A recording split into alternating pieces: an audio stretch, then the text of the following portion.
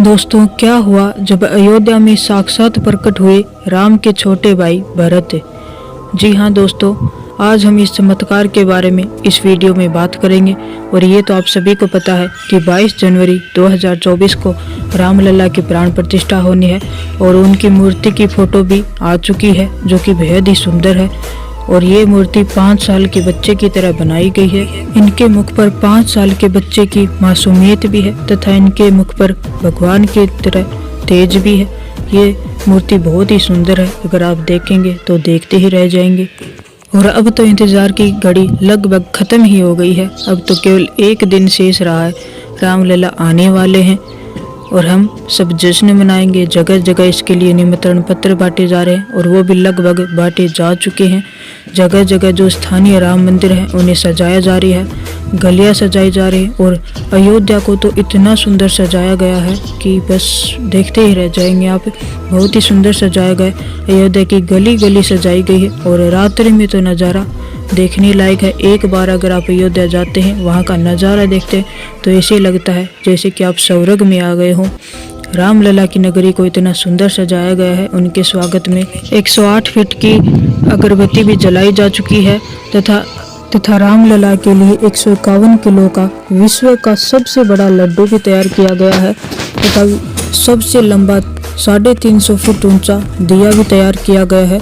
तो अब आप देख रहे हैं कि रामलला के आने की सभी तैयारियां हो चुकी हैं। मंदिर है वो लगभग तैयार हो चुका है, बस नाम मात्र का बचा है, वो भी पूरा हो जाएगा। और अयोध्या पूरी सज चुकी है और सारी जो तैयारियां हैं वो हो चुकी हैं। इसके लिए प्रसाद के लिए बहुत सारे लड्डू भी बन रहे हैं। आपको बता दें कि रामलला की प्राण प्रतिष्ठा पीएम मोदी की उपस्थिति में होगी।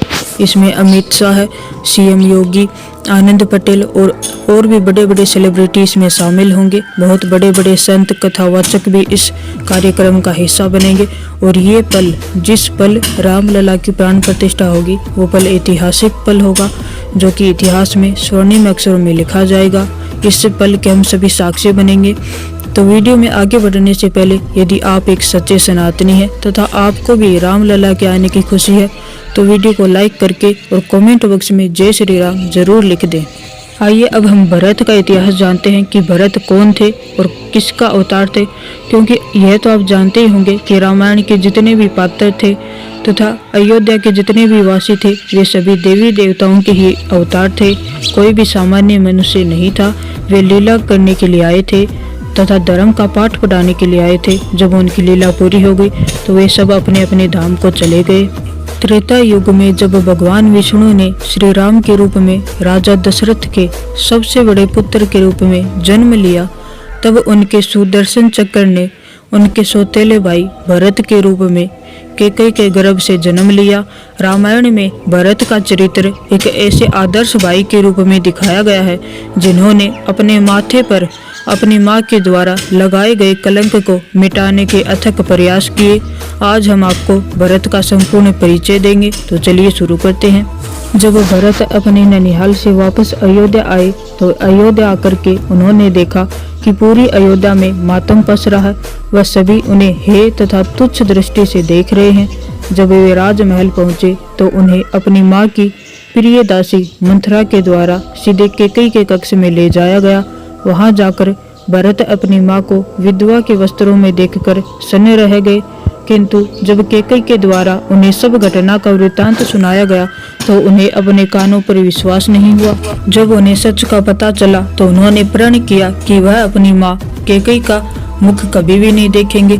अपने पिता का अंतिम संस्कार करने के पश्चात भरत श्री राम को वन से वापस अयोध्या लाने के लिए चित्रकूट के लिए निकल गए। उनके साथ अयोध्या का पूरा राज परिवार, सैनिक व प्रजागण भी गए। चित्रकूट पहुंचकर भरत श्री राम के चरणों में गिरकर रोने लगे तथा उनसे वापस चलने की विनती की।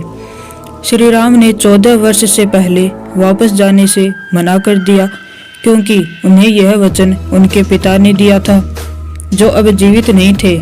इसलिए वचन को वापस लेने का अधिकार केवल उन्हीं का था। किंतु भरत ने उन्हें अयोध्या का राज्य उन्हें ही संभालने को कहा, पर इस पर श्री राम ने उनकी यह बात मान ली तथा अपनी अनुपस्थिति में 14 वर्ष तक भरत को अपना राज्य संभालने के आदेश दिया। इसके बाद भरत ने श्री राम से अपनी खड़ाऊ उन्हें देने का आग्रह किया। वह खड़ाऊ भरत अपने सिर पर रखकर आंखों में आंसू भरकर वापस अयोध्या लौट गए। श्री राम की खड़ाऊ अपने सिर पर रखकर भरत अयोध्या पहुंच गए तथा पूरी प्रजा के सामने घोषणा की कि अयोध्या के राजा केवल और केवल श्री राम हैं। उन्होंने वह खड़ाऊ राज सिंहासन पर रख दी। श्री राम ने उनकी अनुपस्थिति में अयोध्या का राज्य संभालने का आदेश दिया था। इसलिए भरत ने श्री राम की भांति ही अयोध्या के निकट नंदीग्राम के वनों में एक वनवासी का जीवन व्यतीत करने व वहीं से राज्य की व्यवस्था संभालने का निर्णय किया। इसके बाद भरत नंदीग्राम में कुटिया बनाकर रहने लगे। उन्होंने भूमि में एक गड्ढा बनाया ताकि उनका स्थान हमेशा श्री राम से नीचे रहे। वे प्रतिदिन श्री राम के चरणों की खड़ाऊ की पूजा करते व अयोध्या भी संभालते थे। जब श्री राम अपने वनवास के अंतिम वर्ष में थे तब भरत ने अयोध्या के ऊपर से एक विशाल प्राणी को पर्वत के साथ उड़ते हुए देखा। उन्हें लगा कि अयोध्या पर किसी ने आक्रमण कर दिया है, इसलिए उन्होंने उस पर बाण चला दिया। बाण के प्रभाव से वह प्राणी पर्वत समेत नीचे गिर पड़ा। जब उसे होश आया तब उसने अपना परिचय हनुमान के रूप में दिया तथा बताया कि वे यह पर्वत श्री राम की सेवा के लिए ही लेकर जा रहे हैं। तब हनुमान के द्वारा उन्हें माता सीता के हरण, श्री राम रावण युद्ध व लक्ष्मण के मूर्छित होने की बात पता चली। यह सुनकर भरत अत्यधिक अधीर हो गए, लेकिन अपने भाई की आज्ञा का पालन करते हुए वह वहीं रहे। भरत ने श्री राम से यह प्रतिज्ञा ली थी कि यदि वे 14 वर्ष पूरे होने के बाद एक दिन देर से भी आए तो वे अपना आत्मदेह कर लेंगे। इसलिए श्री राम तय समय पर वहां आए। तब भरत ने उनकी अयोध्या जैसी थी वैसी की वैसी श्री राम को सौंप दी।